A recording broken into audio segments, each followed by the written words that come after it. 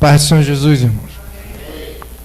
Meus irmãos, vamos abrir nossas Bíblias na Epístola do Apóstolo Paulo aos Filipenses, no capítulo 3.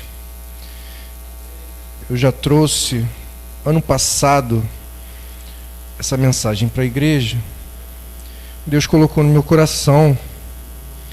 Pedi até uma confirmação do Senhor e o pastor Hilton foi usado na palavra introdutória. Não só falou, ele falou sobre oração, o poder da oração, mas quando ele mencionou o rei Ezequias, o recado que Isaías deu para ele foi: muda, senão você vai morrer, né? Ordena a tua casa, porque senão morrerás e não viverás. E aí o pastor Hilton falando de oração, eu falei: Senhor, tá bom, foi quase ali. A confirmação foi quase ali. Aí ele vem e fala da sunamita, que eu também vou mencionar na pregação. Então foi uma confirmação de Deus. Eu ainda não tinha gravado essa pregação ano passado. Quem achou, dá um brado pentecostal. Filipenses capítulo 3, versículos 20 e 21 apenas. Mas a nossa cidade está nos céus, donde também esperamos o Salvador, o Senhor Jesus Cristo, que transformará o nosso corpo abatido para ser conforme o seu corpo glorioso, segundo o seu eficaz poder de sujeitar também a si todas as coisas. Podem sentar glorificando ao Senhor. Meus irmãos, hoje essa palavra vai nos falar sobre mudança, sobre transformação. Mas antes, no versículo 20, Paulo menciona que a nossa cidade está nos céus. Ele fala isso porque a cidade de Filipos, né, a congregação dos filipenses, ela foi a primeira congregação na área da Europa. A cidade de Filipos, ela era a capital do Império Grego. Foi batizada pelo imperador Filipe II da Macedônia, que era o pai de Alexandre o Grande. Mas na época que o apóstolo Paulo estava escrevendo, ela era província, Filipos, né, do Império Romano. E o fato de ser província do Império Romano, os filipenses adoravam isso, porque eles viam o imperador como um salvador deles. E aí eles se orgulhavam muito de ser a província do Império Romano. E Paulo diz: mas a nossa cidade, que eles se orgulham tanto, não é essa aqui, Filipos. Ela está nos céus, de onde também esperamos o nosso Salvador, o Senhor Jesus Cristo. Então ele começa esses dois versículos, irmão, derrubando essa narrativa, esse conceito dos filipenses de amar a cidade. E para isso ele continua e afirma que o Senhor Jesus transformará o nosso corpo abatido. E aqui ele fala no momento da ressurreição, porque Paulo também disse que nem a carne nem o sangue herdarão o reino dos céus, mas quando subiremos aos céus seremos transformados e ganharemos um corpo novo incorruptível. Então, esse transformará o nosso corpo abatido para ser conforme o seu corpo glorioso. Ele usa a palavra original aqui, é metaschematizo. E meta, em grego, significa depois, ou o que vem depois. Uma mudança. Algo que se transforma em outra coisa. Só que era um conceito básico para o povo grego e helenista, o hebreu, o povo judeu que falava grego era chamado helenos, né? Era um conceito básico a sequência de transformação relacionadas ao meta, né? Primeiro você tem que mudar sua mente, metanoia. Depois você tem que mudar o seu caráter e transparecer isso, metamorfo. E metaschematizo é uma mudança que você não quer fazer. Você quer que Deus faça em você. Porque é uma mudança de algo somente o exterior. E a essência de dentro continua. Então, se a gente fizer essa mudança, é uma mudança falsa. Metamorfo e metanoia, eles não estão nessa palavra, então eu quero ensinar para a igreja também, aprender com isso, porque é sempre bom, irmãos, recordar a sequência da mudança. Metanoia a gente pode achar no Evangelho segundo escreveu o Dr. Lucas, capítulo 15, versículo 7, vou ler para os irmãos, que diz, digo-vos, é palavras de Jesus, digo-vos que assim haverá alegria no céu por um pecador que se arrepende, mais do que por 99 justos que não necessitam de arrependimento. Arrepende. A tradução, arrepende, é o metanoia. Porque ela significa uma mudança de pensamento, uma mudança da maneira de pensar que leva numa mudança da direção da tua vida. O metanoia, ele precisa ocorrer na sua vida para que você se arrependa daquilo que você vem fazendo de errado. É necessário dar as costas para o pecado e se aproximar, entregar sua vida para Jesus. Essa passagem fala da ovelha perdida, né? Então, um pecador que se arrepende tem mais festa no céu do que 99 que não precisam de arrependimento, porque já estão andando no caminho estreito. Né? Jesus disse, Mateus 7, 13 e 14, entrai pela porta estreita, porque larga é a porta, espaçoso o caminho, que leva para a perdição, e muitos passarão por ela.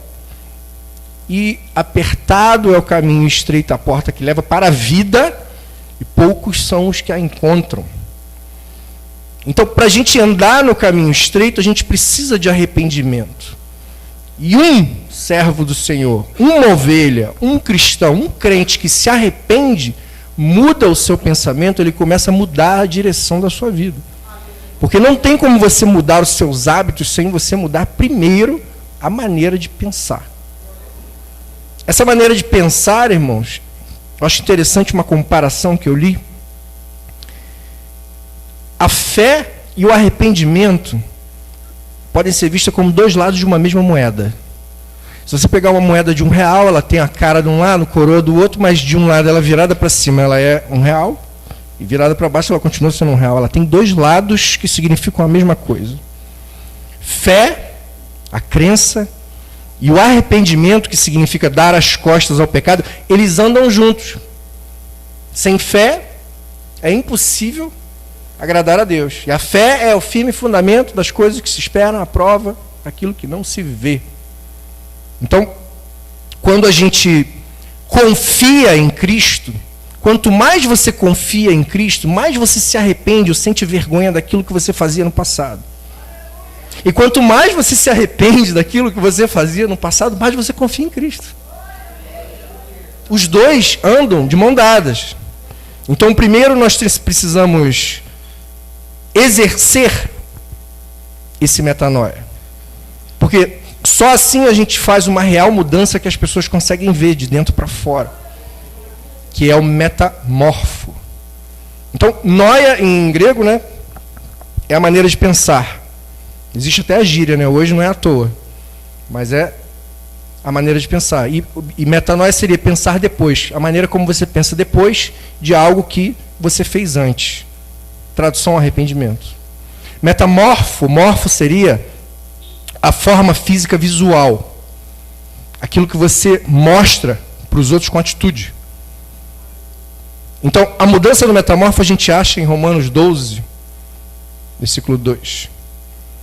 E não vos conformeis com este mundo, mas transformai-vos, metamorfo, pela renovação do vosso entendimento, para que experimenteis qual seja a boa e perfeita e agradável vontade de Deus. Metamorfo é uma mudança de caráter moral, você muda ele para melhor, e através da renovação da sua natureza interior. O seu pensamento, quando ele muda, você começa a mudar o seu caráter e renova o seu interior. E essa mudança, ela é um resultado, o resultado dessa mudança, perdão, é uma transformação visível. Então é uma mudança de dentro para fora. E as pessoas começam a ver. E aí eu ia mencionar, pastor Hilton, a sunamita, porque ela sentada com seu marido, vendo Eliseu passar, 2 Reis, capítulo 4, lá no versículo 9, ela diz: este que passa por nós verdadeiramente é um homem de Deus. Então, eu vou ler exatamente a passagem, irmãos, porque a sunamita reconheceu que Eliseu era um homem de Deus. Eis que tenho observado que este que passa sempre por nós é um santo homem de Deus. A mulher identificou que ele era cristão pela maneira de andar. Ele não falou nada, ele não interagiu com ninguém, não era pelas vestes, não estava carregando Bíblia, estava passando na rua. E aí faz a gente pensar, né? Será que quando eu estou passando na rua, sem Bíblia na mão, sem interagir com ninguém, sem ninguém saber que eu estou ouvindo louvor no meu fone de ouvido, alguém vai saber que eu sou cristão? Pela minha maneira de andar? Isso é o auge do metamorfo, irmão. É o exemplo que a gente quer trazer para a nossa vida, porque essa falsa mudança exterior, ela não vai te trazer os frutos da santidade na sua vida. Essa mudança ela precisa começar na mente, para ela passar para o corpo, para o caráter, perdão, para transparecer no corpo. Essas duas mudanças são as mudanças que nós temos que executar na nossa vida. A gente tem que mudar a maneira de pensar para a gente se arrepender e se aproximar de Cristo, entregar nosso caminho com fé. Essa mudança, metanoia, faz com que o nosso caráter mude, se renove interiormente e vai começar a transparecer e as pessoas vão começar a ver a mudança através das suas atitudes. Essas duas mudanças você faz, porque você quer atingir a santidade para o momento que chegar o meta-esquematizo, que é da passagem que nós estávamos lendo, Filipenses 3, 20 e 21. Essa transformação, quem faz é o Senhor, que transformará o nosso corpo abatido para ser conforme o seu corpo glorioso. E a definição de meta-esquemativo é mudar a aparência exterior daquilo que em si permanece o mesmo. Então você não quer mudar a aparência exterior se você anda em pecado. Você quer atingir o grau de comunhão com Deus para merecer essa transformação, porque aquilo, seu interior, já está transformado através da mudança do seu pensamento, através do arrependimento, através da mudança do seu caráter, renovação interior, que transparece nas suas atitudes. Aí você está pronto para receber um corpo novo, incorruptível. Então essa sequência é importante a gente entender, porque o próprio Satanás, irmãos, ele se transfigura, né, em anjo de luz. 2 Coríntios, Paulo diz, capítulo 11, versículo 14, e não é maravilha, porque o próprio Satanás se transfigura em anjo de luz. E qual a palavra que ele usa para transfigura? Meta-esquematizo, que é uma transformação exterior daquilo que em si permanece o mesmo. Se a gente fizer essa transformação, essa palavra específica em grego, a gente está enganando as pessoas. Você está querendo mostrar para alguém que você é alguma coisa que você não é, porque a sua essência não mudou. Então, não é coincidência, irmãos, que Paulo usou a mesma palavra, que Jesus transformará o nosso corpo, que é a mudança de fora, exterior, da aparência exterior daquilo que em si permanece o mesmo. Não é coincidência que ele usou quando Satanás se transfigura num anjo de luz, porque ele não muda a sua essência, ele só muda a aparência, e é temporário, daqui a pouco aquela casca cai. A gente não quer que essa casca caia, porque essa casca quem vai dar é o Senhor, na vinda dele, no arrebatamento, que nós temos que aguardar essa vinda. E o mais importante, irmãos, eu vejo que não é só o objetivo de mudar. Por que eu vou mudar? Por que eu vou me arrepender? Por que eu vou se aproximar de Deus? Por que eu quero fazer essas etapas? Só para merecer essa transformação do meta-esquematismo, para você receber o corpo incorruptível? É exatamente para isso, para você chegar na ressurreição dos mortos e você ter essa condição. Paulo aqui, antes dessa passagem, Filipenses 20, 21, no mesmo capítulo 3, do 11 ao 14, Paulo está falando da ressurreição dos mortos. Versículo 12 ele diz, não que já tenha alcançado, ele sabe que ele não alcançou. Ou que seja perfeito, ele sabe que ele tem os seus erros, mas prossigo para alcançar aquilo para o que foi também preso por Cristo Jesus. Ou seja, ele ainda fala dos seus problemas, né, de ter sido preso injustamente, mas ele não quer saber disso, ele está falando assim, ele deixa para trás todo o passado e ele continua. No versículo 13, irmãos, quanto a mim, não julgo que haja alcançado. Ele ainda fala da salvação. Não alcancei a salvação, não sei só alcancei a salvação. Mas uma coisa eu faço, que é esquecendo-me das coisas que atrás ficaram. Então, quando você exercita esse metanoia, essa mudança de pensamento, o arrependimento, se aproximar de Jesus, o metamorfo, que você muda o seu caráter, começa a transparecer em atitudes, você deixa o seu passado para trás. Você deixa tudo que você fez de errado para trás, esquecendo-me das coisas que atrás ficam e avançando para as que estão diante de mim. Porque ele tem um foco, ele tem um alvo, que é a salvação, é a promessa de vida eterna na glória.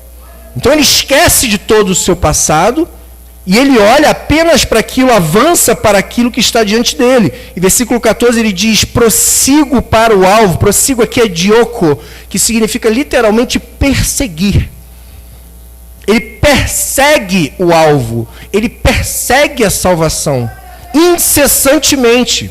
Como se fosse alguém correndo na frente dele, ele correndo atrás, querendo alcançar. E para ele fazer isso, ele tem que esquecer as coisas que ficaram para trás. E só olhar para frente. Só buscar a salvação. Irmão, a gente precisa dessa mudança, dessa transformação, porque Paulo, em 1 Tessalonicenses 3:13, ele fala que quando Jesus vier, nós temos que ser encontrados irrepreensíveis em santidade. Da mesma maneira, ele também fala, o autor do livro de Hebreus, no capítulo 12, versículo 14, ele diz que sem santificação não veremos a Deus.